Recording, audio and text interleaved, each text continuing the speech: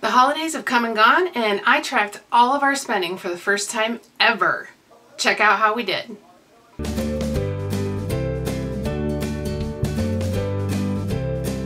Welcome to the Budget Bounce. I'm Jen, and we use a budget to tell our money what to do, including bouncing debt out the door. We share our ups and downs from living life on a budget and tackling a $252,000 mountain of stupid debt. If you'd like to learn more about being intentional with your money and making it work for you, then click on that subscribe button below and be sure to tap on the bell so you'll get notifications every time I post a new video. You can also find me on social media. Just look for the Budget Bounce. All right, let's get down to business. Today, I'm doing a collaboration with Jaimie over at One Happy Frugal Family. It used to be called Becoming Housewife, and she's recently changed her name to more accurately represent what her channel is about. And she and I are doing this collaboration about how we did with our spending, our holiday spending this year. So be sure to check out her holiday spending video when you're done here. Subscribe to her channel and let her know that you made it over there from the Budget Bounce. And if you're here from Jaimie's channel, welcome! I would love to have you join the Budget Bounce family, so please consider subscribing. I was inspired by Jaimie's video from January 2018, so a whole year ago, where she had shared her budget and actual spending for the 2017 holiday season. So I created a template very similar to hers for us to use in 2018. I actually posted a video about it, so I'll put a card up here in the corner if you'd like to watch it. Before I get started, let me know in the comments below if you did a budget for your holiday expenses in 2018. I'd love to get ideas about how you came up with your budget and how it's all accounted for. For us, the holidays start the weekend before Thanksgiving and go through February. Wait, February? Yep, you heard me right. I'll explain, just stay with me. When thinking about the holidays, there are so many extra expenses within a very short period of time, and most people can't possibly do it all without having a plan for it. But that's what we did for years. I have no idea how much we spent because I never truly planned for it. We were very lucky that I received a year-end bonus every year to help, but I don't get it until the week before Christmas, so we overspent in November and the first half of December without any extra funds available. But, I mean, who needs money when you have credit cards? Yep, that's right, credit cards. But wait, we stopped using credit cards in 2018, so now what? Well, we saved a little bit of money every month, and I used my bonus to supplement what we saved. The problem is that I still had no idea how much we needed to get through groceries and travel for Thanksgiving, annual baking weekend, Christmas gifts, groceries for Christmas Eve, groceries and travel for Christmas Day, groceries for New Year's Eve, indoor decor, outdoor decor, gift wrapping supplies, family photos, holiday cards, and postage for holiday cards. That's a lot of stuff going on. So how do you possibly plan for all of that? You use a budget. But I needed a jumping off point to know how much to save for each type of expense. So this year I used a budget template that I got from Jaimie and wrote down everything that we spent from early November through anything that we will spend on Christmas in February. So let's take a look at what this looked like for us. All right, guys, so this is the template that I was working off of. I realize that this might be kind of small, but I want you to see everything that's here. So this first section here is what captures the biggest part of our holiday budget. Sorry, that was Bella. All right, so getting back to this. This first section captures the biggest part of our holiday budget, the gifts. You can see where we have, who it's for, the category, if it's family or work or whatever. The budget that I thought we were going to spend, what the items were, the vendor, where we got it from, what the actual price was, the destination, because that helps me with planning. Is it for the tree, which means Christmas, and the stocking, which is like on Christmas, or is it for Christmas in February, or is it for work? It really helps me figure all of that out and the timing of everything. And then this is the actual cost of the items that I purchased. And then this column is the difference between what I budgeted and the total of what I bought for that person. So there are lines that are hidden here. So if I clear filter, you can see there's a whole lot of other stuff here. So for simplicity, I have hidden all of those lines so that we can focus on what matters. So I've hidden them. If you look here, you can see that I budgeted $50. I'm sorry, budgeted $20 for mat stocking, and it shows that I paid $1.20, but then the actual total is $7.68. That's because of those hidden lines. So now hopefully that'll all make sense to you. Overall, we came in $143 under what I budgeted for gifts. So we did a lot better than I thought we did. And I've already purchased everything that I need for Christmas in February. So what is Christmas in February anyway? So this is actually when my sister and I take our families to celebrate with our parents. We go to our hometown and we are all there. So there's 4 of them, 3 of us, there's 9 of us at their house, and we stay for the whole weekend. And we have so much, we do it that way because we have so much going on at the holidays. It's just really hard to try to figure it all out. So years ago, we all just agreed that we didn't have to do Christmas on Christmas for us to celebrate. We could celebrate the reason for the season in December, as we should, and we can have our Christmas, the other Christmas celebration, we can do that anytime, just as long as we're together and having a good time. So we moved it over the years. It's moved into February, and now it's really close to when my mom's birthday is, and so then we get to do that too while we're all together. So that's always fun.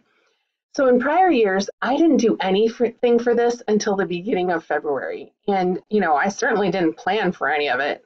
I mean, I just showed up in February, you know, we'd get to February and I'd just start spending money.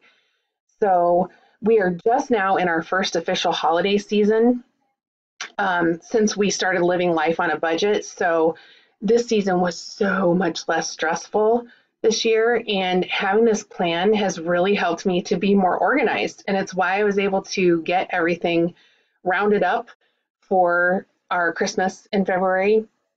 I think I finished it off last week, the first week of January. So anyhow, let's move on to the other categories so you can see the rest of this. So I'm just going to scroll up so you don't have to look at all the other busyness. So this is all of our other holiday activities here. Okay, so again, I'm putting descriptions in here. And if you look at the bottom, I created separate tabs for a lot of these that are feeding, this number here. First up is holiday photos, which we didn't do this year, but I want this line item in the budget for the future. But if we wanted to do cards, we would actually try to purchase them in October to save money. And I learned that from Jaimie. Actually, she did some research last year and found out that if she had purchased their holiday cards in October instead of waiting until late November, early December, that she could have saved 45% on the cost of her cards. So I made mental note of that, and we'll be using that in the future. Then the next line item, so we didn't do pictures, we didn't do cards, and there's no postage. So moving on to Thanksgiving dinner, we hosted Matt's kids for Thanksgiving dinner the weekend before Thanksgiving. And we did that, and we'll probably continue to do that so that they can be with their mom on Thanksgiving and there's no conflict. We do the Saturday before, and I hosted them, and I budgeted $150, and I spent $147.74. So I came in right under budget. And then for baking weekend, which is the next big event that we have, it's usually like 2 or 3 weeks after Thanksgiving. It's usually 2 weeks after Thanksgiving weekend. We usually do it like the second weekend in December. So this is an annual tradition that my mom and I started, and this was back in 2003. So we bake hundreds of cookies and candies, and then we share them, we package them all up, and we share them with the people around us. So family, friends, church, and we always save some for Christmas in February. So it's a really great time for my mom and I. And Henry, who is 17 now, has been going with me to this since he came into my life when he was 9. Anyway, we have a great time. So it's exhausting, but it's fun. And my mom and I, we plan it all out. We have all the recipes, and then we figure out how much we're going to make of everything and how much we need to buy for all the ingredients. and then we figure out and we basically split the cost of the ingredients. She shops for certain things and I shop for other things. Let's move on to the next item, which is Christmas Eve or Christmas Day dinner. So I have a feeling that I'm probably going to be hosting one or the other every year going forward. I'm hoping Christmas Eve because that works out really well for Xanthi's family. Next thing is, decor and gift wrapping supplies. So the thing about this item is that I don't ever buy this stuff full price. I always go shopping on the day after Christmas. I am assessing what do I need for wrapping supplies, what do I need for indoor decor, what can I get for outdoor decor so that Matt can decorate the yard and whatnot. And then also I'm looking for packaging for baking weekend. So whenever I show up with my baking weekend bin at my mom's, it's always a surprise going, oh yeah, that's what I bought last year, the day after Christmas, because I pack it all away when I get home. So that is how I shop for this, and I set a $50 budget, and you can see I blew that bad boy out of the water. So, and I didn't talk about being over for Christmas Eve. I didn't plan on doing Christmas Eve or Christmas Day. That all kind of came together. Actually, it was just a few days before Christmas when we finalized it. And so I ended up spending on that when I hadn't planned on it, but I will be including that going forward. And this, I just went all out crazy. And I did not do a haul video. I haven't figured out how to do those yet.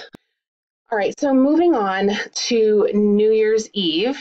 So this was another thing I did not plan on. We went ahead and had just a, food and games that night. And so that was, again, buying groceries and whatnot. So that's where I went over by $65. And then travel expenses, we didn't travel as much as I thought we would. And so we didn't spend nearly as much. And so overall, I had originally said I was going to spend $400 on all of these items, and I spent $736. And that put us over by $336. And overall, we were over by about $100. We were over what I thought we would spend. And this was just me guessing. I had no idea. We were over by about $193. So now that you've seen all the nitty-gritty details, know that going into this, I did know that we would land north of $1,000, but I had really hoped that it would be under $1,500. If I'm being honest, I didn't work very hard at controlling costs this year. I focused on doing what I normally do and seeing how it all played out. Now we have a baseline and I have a goal for this year. I would like to keep the entire holiday budget at or under $1,200. We already started our sinking fund, putting $50 a month starting in January. So we will have $600 by the end of the year, and we will use my year-end bonus to supplement this fund.